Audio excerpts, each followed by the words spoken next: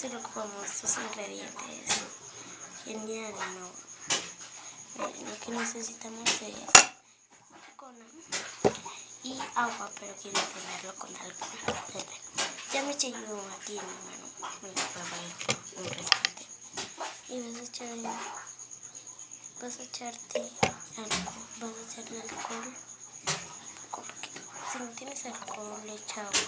Funciona con agua, que les enseñé. Yo lo hice primero. Miren, sí funciona con alcohol también. Vas a echarle poco a poquito alcohol mientras revuelves. Miren, aquí no se ve porque este es transparente. No se ve con transparente, así que por eso no se ve. Vamos a echar más para ver si funciona o estoy marihuana. Estoy loca. Vamos a revolver.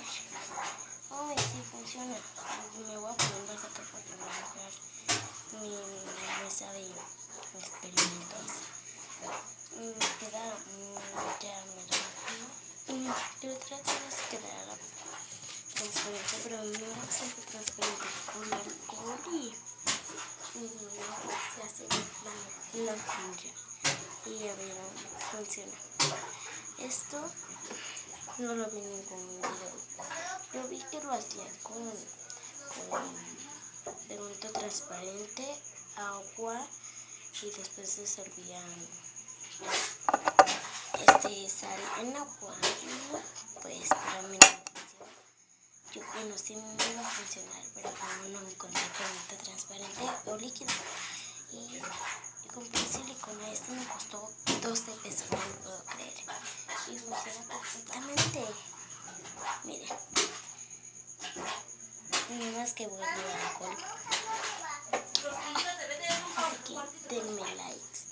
Den like y comenten si quieren que experimente otra manera de hacer slime. Que haga recetas